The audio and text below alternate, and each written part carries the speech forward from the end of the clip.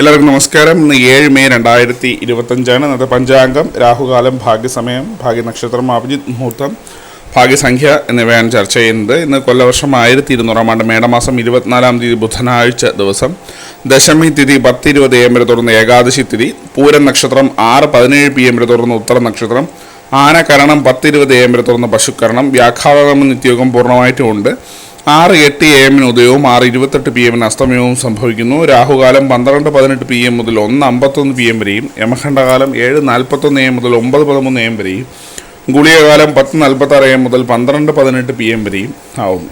ഇന്നത്തെ പൊതുവെ ഗുണപരമായിട്ടുള്ള സമയങ്ങളാണ് തുടർന്ന് ചർച്ച ചെയ്യുന്നത്. മേടക്കൂറുകാർക്ക് 11:19 AM മുതൽ 12:18 PM വരെയും, ഇടവക്കൂറുകാർക്ക് 2:14 PM മുതൽ 3:13 PM വരെയും, മിഥുനക്കൂറുകാർക്ക് 3:13 PM മുതൽ 4:11 PM വരെയും, കർക്കിടകക്കൂറുകാർക്ക് 11:19 AM മുതൽ 12:18 PM വരെയും, ചിങ്ങക്കൂറുകാർക്ക് 1:16 PM മുതൽ 2:14 PM വരെയും, കന്നിക്കൂറുകാർക്ക് 7:26 AM മുതൽ 8:24 AM വരെയും, തുലാക്കൂറുകാർക്ക് 2:14 PM മുതൽ 3:13 PM വരെയും, വൃശ്ചികക്കൂറുകാർക്ക് 9:23 AM മുതൽ 10:21 AM വരെയും, ധനുക്കൂറുകാർക്ക് 11:19 AM മുതൽ 12:18 PM വരെയും, മകരക്കൂറുകാർക്ക് 8:24 AM മുതൽ 9:23 AM വരെയും, കുംഭക്കൂറുകാർക്ക് 2:14 PM മുതൽ 3:13 PM വരെയും, മീനക്കൂറുകാർക്ക് 11:19 AM മുതൽ 12:18 PM വരെയാണ് പൊതുവെ ഗുണപരമായിട്ടുള്ള സമയങ്ങൾ. ഇന്നത്തെ പൊതുവെ ഗുണപരമായിട്ടുള്ള നക്ഷത്രങ്ങൾ 6 നക്ഷത്രങ്ങളാണ്: രോഹിണി, പുണർദം, ചിത്തിര, അനിഴം, ചതയം, രേവതി. ഇന്നത്തെ അഭിജിത്ത് മുഹൂർത്തത്തിന് 1-ാം ഭാഗം 11:53 AM മുതൽ 12:16 PM വരെയും,